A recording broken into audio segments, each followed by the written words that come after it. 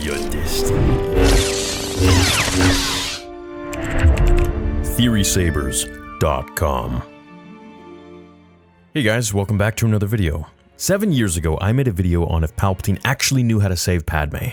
Now today's video is a bit different, as I have wondered if the dark side truly was the only path for Anakin to take to save his wife, or if there was another way, other Force powers that could have helped him. Would these Force powers have existed in the vaults within the Jedi Temple? Could the light side have saved her, or did Palpatine speak the truth and only the dark side could have achieved these ends? In order to explore the possibilities, I'm going to be searching through both canon and Legends material for answers, so let's get to it. As we all know, Padme's danger mostly extended to Anakin himself. What he saw in his visions while sleeping was only one of many possible futures, as Grandmaster Yoda had told him. It was Anakin's fall to the dark side that brought out the future he saw in his visions, breaking Padme's heart when he joined the Chancellor, fell to the dark side, and murdered and betrayed the Jedi Order. He wasn't the same person that she grew to love over the years.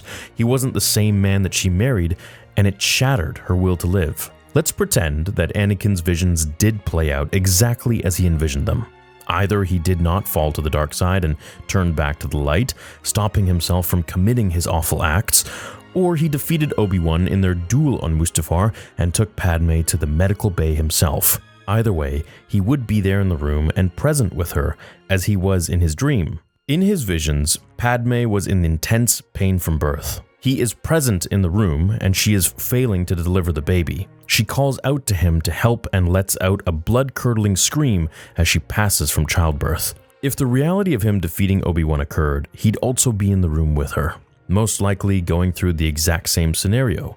But just like Padme reaches out to Obi-Wan to try and convince him that there's still good in Anakin, she'd also be reaching out to Anakin to try and turn him back to the light side. While exploring both scenarios, we can examine a few Force powers that exist that could have saved her, either from the pain and mishaps of childbirth or from losing the will to live if she failed to bring Anakin back to the light. The first power is Transfer Force. This power exists in both canon and Legends material, so that's good. In canon, the power to transfer one's force into another was seen in one of my favorite arcs in the Clone Wars, the arc of Mortis, when daughter sacrifices herself for Ahsoka, transferring and sacrificing the last of her life force in order to bring Ahsoka back to life and save her from death by way through Anakin, using him as a conduit to transfer her energy since she was too weak to do so herself. The power to transfer the force of oneself into another isn't designed to kill the donor, but it does wound them, both internally and through the force.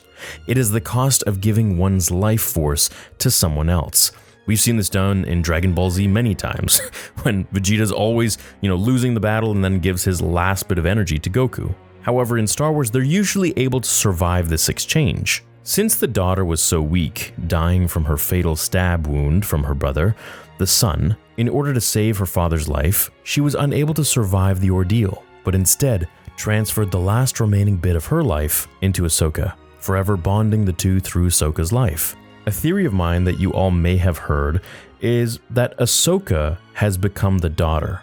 You can check out my video on that at another time. It's mainly about Anakin being the father, Ahsoka as the daughter, and Baylan perhaps as the son. It's just an Ahsoka show theory. Or maybe Baylan is just observing, and we actually have the son of Mortis as the true son. In the sourcebook material for the original trilogy and sourcebooks published by West End Games, Luke Skywalker also used the ability of Transfer Force to heal Wedge Antilles during the Galactic Civil War. Not only did it take a lot to control to transfer one's force into another, but the Force user had to have knowledge of altering the Force within others to be able to heal, utilizing 2 of 3 aspects of the Force: control, sense, and alter, that all Force users study from in order to grow themselves and their abilities. Another example of Transfer Force being used is in Legends, when Bastila Shan saves Darth Revan's life when his apprentice Malak opens fire on his ship, nearly killing his master. Bastila uses the Force to stabilize Revan before bringing him back to the Jedi.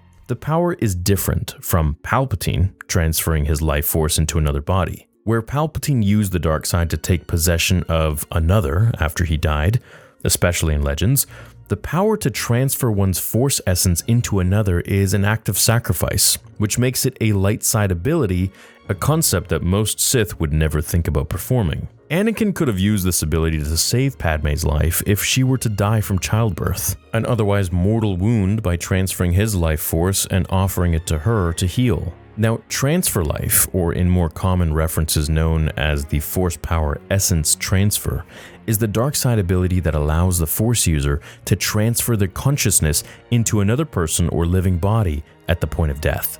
This ability is only able to be used by the most powerful dark side users, allowing them to cheat death over and over again for as long as they are able to perform the ability, without being killed or halted during their lives. The caveat to this ability is that during the transfer, the Force user only has one chance to perform it successfully, as the original body is consumed by the dark side in order to make the transfer. This is not only the power that Palpatine uses, but has performed more than once in several different sources, including the Dark Horse comics and in The Rise of Skywalker. He learned this ability from his master Darth Plagueis the Wise, who believed the ability was not as powerful as others had made it out to be, and didn't believe it was true immortality. Other practitioners of this ability throughout canon and legends is Carnus Mur, who created the Mur Talisman, Sith Emperor Darth Vitiate, who reigned over 1,000 years using multiple bodies, Exar Kun, who didn't use the ability to transfer his consciousness from body to body, but bound his spirit to a Yavin temple, Darth Bane, who learned it from Darth Andidu's holocron, and of course, Darth Andidu himself. The reason I bring this up is not only to show the differences between essence transfer and transfer force, but so far, the light side could have actually saved Padmé's life during her struggles at childbirth. The Force power not only fails to do as Anakin sought, since it only transfers life essence of oneself into another, an act of cruelty and selfishness, but it doesn't seem that the dark side user could transfer the life of another who is not themselves into the body of a victim based upon its description. So, it does beg the question, if a Force user was able to use this power to transfer the consciousness of someone else into a second body, would Anakin do this to Padmé? Would he give her a new face in order to simply save her life? Was he that desperate? Next up, of course, we have Force Heal, which we saw a ton in the sequel trilogy and, of course, in The Mandalorian show. Would have been great if this existed in the prequels, where Yoda could have used this on literally everybody, as well as Qui-Gon and Obi-Wan and Anakin and so many other people. I mean, heck, if Mace Windu had this power, he could have just resurrected all of the Jedi that Palpatine killed, and it would just be kind of like a loop. Force Heal is another potential power that may have been able to save Padmé. It allowed the practitioner to accelerate the body's natural healing process exponentially, either in themselves or in another.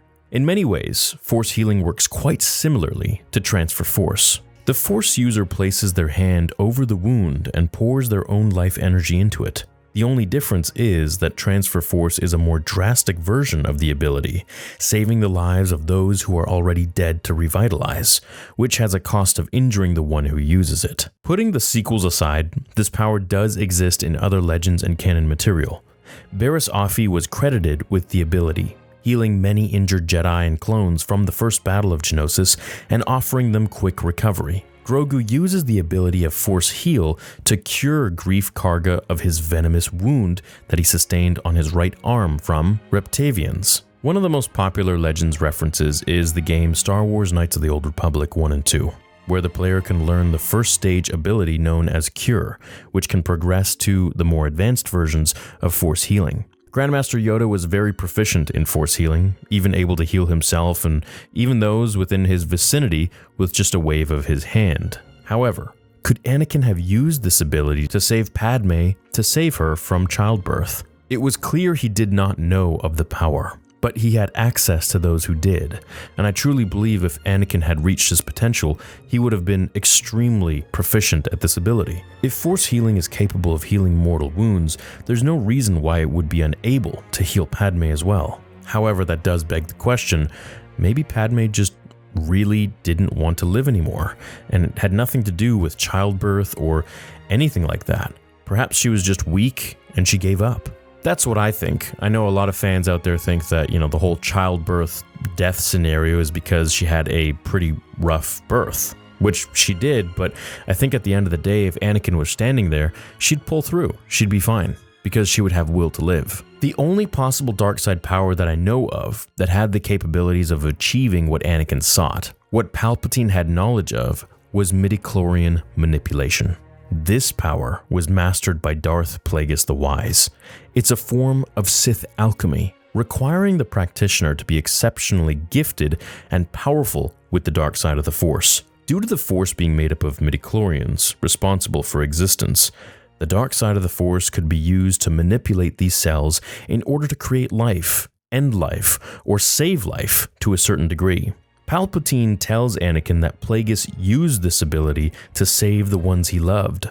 This was true. Plagueis was also able to use this ability to make creatures pregnant without a second partner. His droid servant, 11-4D, referred to these phenomena as the Master's pregnancies. Not only this, but Plagueis used this power to heal himself when he was wounded by the Maladian assassins that nearly killed him in 52 BBY. Plagueis was even confident he could stop himself from aging, but despite all this power, he was eventually killed by his apprentice. Palpatine was able to harness this ability to a certain degree, having participated with his master in the experiments, but was unable to perform it as well as his master, and uses it to promise to lure Anakin to the dark side. Unable to master the ability prior to killing him, Palpatine was forced to utilize essence transfer in order to save his life upon his death in the sequels, and in Legends. In conclusion, as we all know, Palpatine lies to Anakin. But when Anakin asks him if it is possible to learn the power to save the one he loves from dying, Palpatine was truthful in that the ability to manipulate the midichlorians was capable of saving Padme. But where the deceit lies is telling Anakin that he could not learn such powers to save others from a Jedi. It is more than likely that the Jedi held the knowledge of Transfer Force, either among one of their members or within their vaults at the temple. And as discussed, the Jedi do have abilities in order to save others from fatal, mortal wounds or even death. But unlike the Sith, their powers do not revolve around the ultimate goal of immortality. Unfortunately, the Jedi would not grant Anakin access to the vaults to give him the chance to uncover this knowledge, and Anakin did not ask the Jedi for assistance. If he had, they very well could have prevented the downfall of the Chosen One to the dark side, and by transit, Padme's death. In addition, Palpatine could not give Anakin the knowledge he sought because Palpatine never mastered the art of midichlorian manipulation before slaying Plagueis. When he claimed Plagueis taught him everything he knew, that too was a lie. Because of the lack of knowledge, Anakin would have more than likely lost Padme either way. But the question is answered, that powers from both sides of the Force existed that could have helped him. The dark side was not the only pathway to such abilities. There are some abilities that are actually quite good and natural that the Jedi could have helped him with. It was the inactions or lack of knowledge from influences on both sides of the Force in his life that brought about his tragic fate. I hope you guys enjoyed today's lore-centric video.